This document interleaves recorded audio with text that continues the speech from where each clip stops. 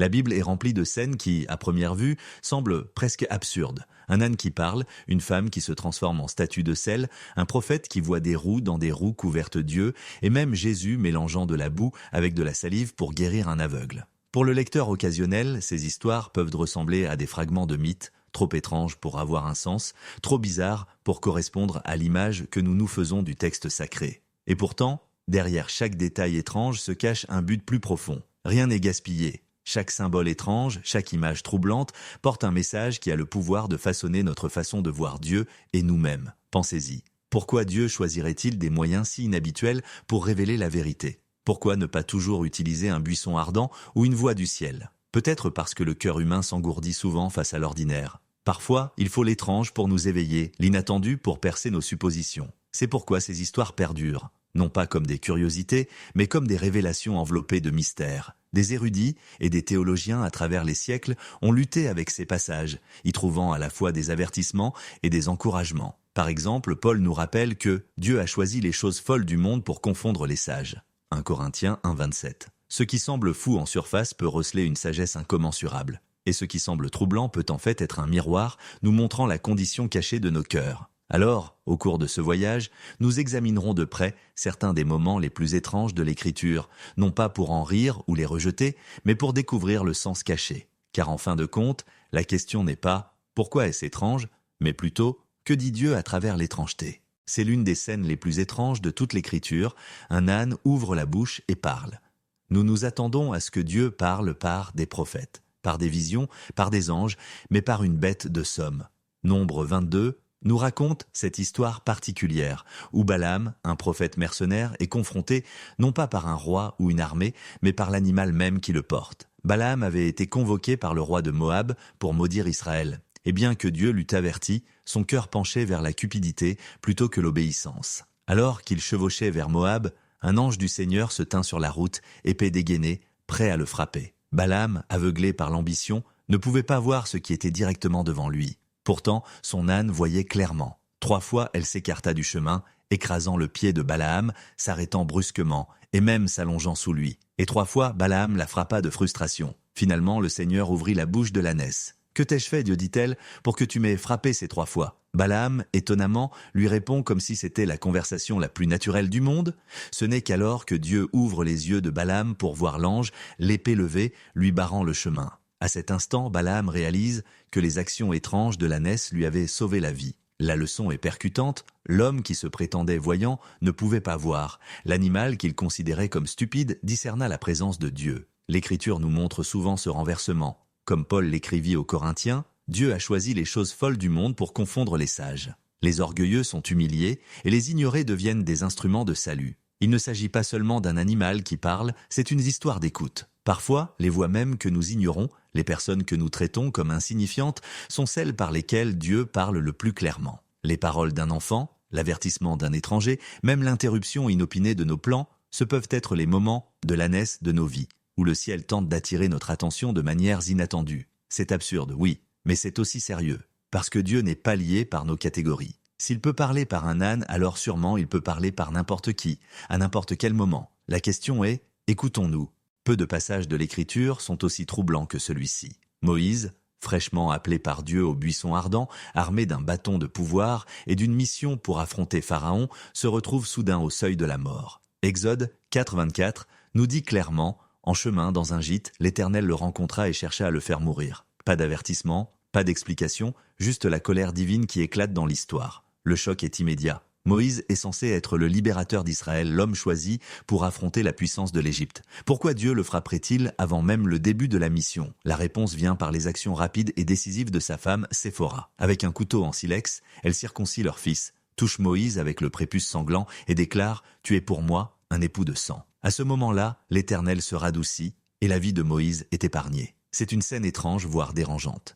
Mais sous l'étrangeté se cache une vérité sur la fidélité à l'alliance. Moïse, l'homme chargé de diriger le peuple de l'alliance de Dieu, avait négligé le signe même de cette alliance au sein de sa propre famille. La circoncision n'était pas une coutume culturelle à ignorer, c'était la marque d'appartenance, donnée à Abraham comme le signe définissant les promesses de Dieu. Pour Moïse, ignorer cela n'était pas une petite négligence, c'était de l'hypocrisie. Il ne pouvait pas diriger une nation dans l'alliance tout en ne la respectant pas chez lui.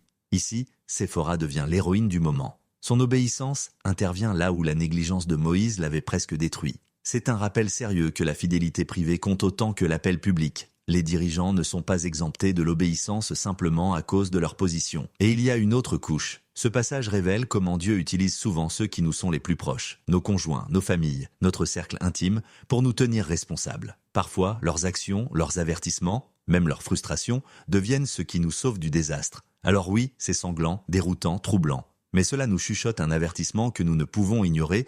Vous ne pouvez pas ignorer l'obéissance et vous attendre à accomplir pleinement votre appel. Si vous avez déjà ouvert le livre d'Ézéchiel et vous êtes senti dépassé, vous n'êtes pas seul. Le tout premier chapitre nous plonge dans l'une des visions les plus surnaturelles de toute l'Écriture. Ézéchiel voit des nuages d'orage, des éclairs de feu et 4 êtres vivants avec des visages d'hommes, de lions, de bœufs et d'aigles. Puis viennent les roues, des roues dans des roues, qui s'entrecroisent, tournent dans toutes les directions et sont couvertes d'innombrables yeux. Au-dessus de tout cela, un trône radieux, et sur ce trône, la figure d'un homme flamboyant de gloire comme le feu et l'éclair. À première vue, cela ressemble à de la science-fiction. Les érudits ont débattu de ces images pendant des siècles. Mais une chose est claire, cette vision était destinée à submerger. Elle a brisé les catégories d'Ézéchiel sur ce à quoi Dieu pouvait ressembler et où Dieu pouvait être trouvé. Souvenez-vous du contexte d'Ézéchiel. C'était un prêtre en exil, traîné à Babylone après la chute de Jérusalem. Pour les Israélites, le temple était le centre de la présence de Dieu, mais maintenant le temple était en ruine. Beaucoup croyaient que la gloire de Dieu les avait abandonnés, laissés dans les décombres de leur patrie. Et puis Ézéchiel voit ceci. Non pas un Dieu vaincu, non pas un Dieu confiné à une ville, mais un Dieu intronisé sur un char mobile de gloire. Les roues se déplaçant dans toutes les directions proclamaient que son règne n'était pas lié à la géographie. Les yeux symbolisaient sa connaissance parfaite. Les êtres vivants reflétaient sa majesté et sa souveraineté. Dans la tradition juive, cette vision devint centrale à ce qu'on appelait la Merkaba, ou mysticisme du char, l'idée que le trône de Dieu pouvait se déplacer librement, sans entrave, inarrêtable. C'était une réassurance radicale pour un peuple qui se sentait abandonné. Dieu n'avait pas été laissé pour compte. Il était avec eux en exil, aussi présent en terre étrangère qu'il l'était dans la ville sainte. Pour nous aujourd'hui, le message demeure. Nous enfermons souvent Dieu dans nos espaces sacrés, bâtiments d'église, cérémonies ou moments de prière. Mais Ézéchiel nous le rappelle. Dieu n'est ni petit, ni local, ni limité. Son trône n'est jamais vide, et sa présence remplit même les lieux où nous l'attendons le moins.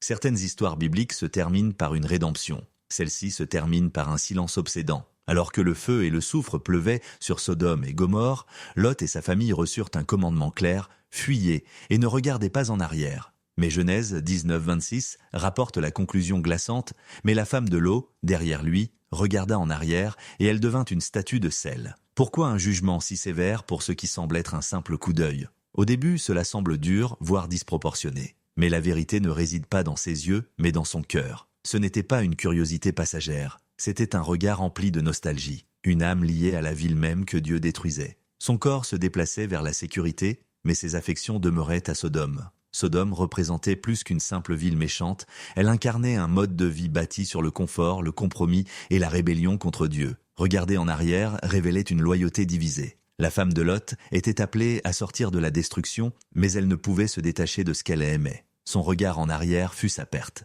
Des siècles plus tard, Jésus fit référence à ce moment avec 3 mots frappants. Souvenez-vous de la femme de Lot, Luc 17-32, l'un des commandements les plus courts de l'Écriture, mais parmi les plus perçants. Il nous avertit qu'une obéissance partielle reste une désobéissance et que les cœurs divisés ne peuvent de suivre pleinement Dieu. Le détail de sa transformation en statue de sel porte un poids symbolique. Le sel, dans le monde antique, conservait. Sa transformation devint un monument permanent, un témoignage figé d'hésitation et de compromis. Elle se dresse comme un avertissement pour chaque génération. Quand Dieu nous appelle hors des ténèbres, nous ne pouvons pas emporter nos affections avec nous. Pensez à la fréquence avec laquelle cela se manifeste dans la vie quotidienne. Quelqu'un échappe à une relation malsaine, mais aspire à la familiarité de ce qui était autrefois. Un autre s'éloigne d'habitudes destructrices, mais les chérit secrètement en mémoire. Le danger est le même. Quand nous regardons en arrière avec nostalgie, nous risquons de perdre ce que Dieu a placé devant nous. La femme de Lot ne parle pas. Elle ne prêche pas. Pourtant, sous sa forme silencieuse et cristallisée, elle nous dit encore « Ne regardez pas en arrière ». Parmi tous les détails étranges des évangiles, 2 se distinguent par leur puissance discrète. Le premier se déroule en Jean 8. Une femme surprise en adultère est traînée devant Jésus. Les chefs religieux, désireux de le piéger, exigent un verdict. La loi de Moïse nous ordonne de lapider une telle femme. Que dis-tu? Leur plan est astucieux. Si Jésus se range du côté de la miséricorde, il enfreint la loi. S'il se range du côté du jugement, il perd sa réputation de compassion. Et pourtant, Jésus ne discute pas, il ne débat pas. Au lieu de cela, il se penche et commence à écrire dans la poussière avec son doigt. Il ne nous est jamais dit ce qu'il a écrit, et ce silence est le point essentiel. Pour son auditoire, l'acte lui-même aurait eu un poids immense. En Exode 31-18, les 10 commandements étaient décrits comme « écrits par le doigt de Dieu ». En écrivant dans le sable, Jésus déclare subtilement « Je suis le législateur. Vous me citez la loi, mais je suis celui qui l'a écrite. » Puis il se lève et prononce des mots qui traversent des siècles de débats juridiques. « Que celui de vous qui est sans péché jette le premier la pierre contre elle. » Un par un, les accusateurs lâchent leurs pierres et s'en vont. Finalement, Jésus lève les yeux vers la femme et dit « Moi non plus, je ne te condamne pas. Va et ne pêche plus. » La miséricorde triomphe, mais pas au détriment de la vérité. Le deuxième moment étrange survient juste un chapitre plus tard. En Jean 9, Jésus rencontre un homme aveugle de naissance. Au lieu de guérir par une parole, il crache par terre, fait de la boue et la place sur les yeux de l'homme. Pourquoi une méthode si étrange? Parce que cet acte est une image de la création elle-même. En Genèse 2:7, Dieu a formé l'humanité de la poussière du sol. Ici, le Créateur se penche une fois de plus, refaçonnant la vue là où il n'y avait que ténèbres. Même la salive est significative. Dans cette culture, la salive était considérée comme impure, la dernière chose que l'on s'attendrait à ce que Dieu utilise pour guérir. Mais c'est précisément le but. Jésus prend ce que le monde juge impur et en fait un canal de restauration. Ces deux histoires nous rappellent que les voies de Dieu ne sont pas liées par la logique humaine. Qu'il écrive silencieusement dans la poussière ou qu'il utilise de la boue sur des yeux aveugles, Jésus révèle son autorité non seulement pour maintenir la loi, mais pour recréer la vie elle-même. Et pour nous, l'invitation est claire, faire confiance que même dans les méthodes les plus étranges, Dieu est toujours à l'œuvre, façonnant quelque chose de nouveau. C'est l'une des histoires les plus percutantes de l'Ancien Testament. Élisée, nouvellement oint comme prophète après le départ dramatique d'Élie au ciel, marche vers Béthel lorsqu'un groupe de jeunes gens sort de la ville et commence à le railler. Il se moque, criant « Monte, chauve, monte !» L'insulte semble enfantine, peut-être même inoffensive, jusqu'à ce qui suit. Élisée se retourne, les maudit au nom du Seigneur, et 2 ours sortent des bois, déchirant 42 d'entre eux. Au début, cela ressemble à une réaction excessive. Un prophète perd patience, et des dizaines sont massacrés, mais la signification plus profonde révèle quelque chose de plus grave. Les railleurs ne se moquaient pas simplement de l'apparence d'un homme, ils tournaient en ridicule son appel. Monte n'était pas aléatoire, c'était une moquerie liée à l'ascension d'Élie au ciel. En substance, ils exigeaient une preuve. Si tu es vraiment le prophète de Dieu, montre-nous un miracle. Monte comme Élie l'a fait. C'était du mépris pour l'autorité du messager de Dieu et par extension, du mépris pour Dieu lui-même. Et notez où cela se produit. Béthel, une ville longtemps associée à l'idolâtrie et à la rébellion. Ces jeunes hommes n'étaient pas des passants innocents.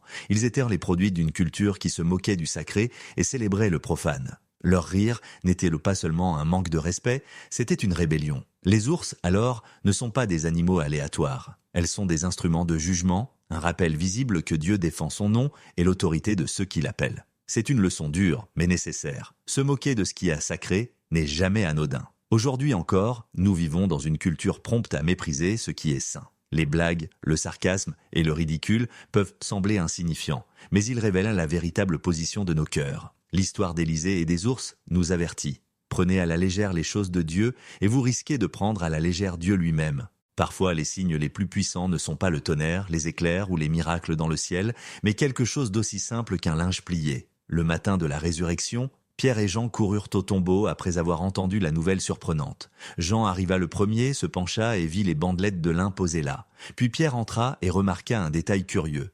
Le suaire, qui avait couvert le visage de Jésus, n'était pas jeté à la hâte, mais plié soigneusement et placé à part. Jean 27. Pour nous, cela pourrait sembler insignifiant. Mais pour les lecteurs juifs du 1er siècle, le message était sans équivoque. Dans leur coutume à table, quand un maître avait fini de manger, il chiffonnait sa serviette et la laissait sur la table. Cela signalait au serviteur, le repas est terminé, vous pouvez débarrasser la table. Mais si le maître pliait sa serviette et la mettait de côté avec soin, cela signifiait quelque chose de tout à fait différent. Je n'ai pas fini, je reviens. Le linge plié dans le tombeau n'était pas seulement la preuve que Jésus était ressuscité. C'était une promesse. Son œuvre n'était pas terminée, son histoire n'était pas complète. Il apparaîtrait à Marie, aux disciples, à Thomas et plus tard à des centaines de témoins. Et finalement, le linge plié annonçait son retour final. Une assurance que la résurrection n'est pas seulement un événement du passé, mais une espérance qui façonne l'avenir. Ce petit geste, presque caché, portent la même vérité que les histoires étranges que nous avons explorées, que rien dans l'Écriture n'est insignifiant. Que ce soit la voix d'un âne, une statue de sel, des roues dans des roues, de la boue sur des yeux aveugles, ou même un morceau de linge plié, chaque détail a un but. Ensemble, ces moments nous rappellent à qui est Dieu, inattendu, souverain, inaltérable, et pourtant profondément intentionnel. Il nous montre que sa voix peut percer de manières inattendues et que ses messages sont souvent enveloppés de mystères. La question n'est pas de savoir si la Bible est étrange, car elle l'est. La vraie question est, écoutons-nous quand Dieu parle à travers l'étrangeté? Parce que parfois, les détails que nous négligeons, les gestes discrets, les images étranges, sont les lieux mêmes où l'éternité chuchote sa vérité la plus forte.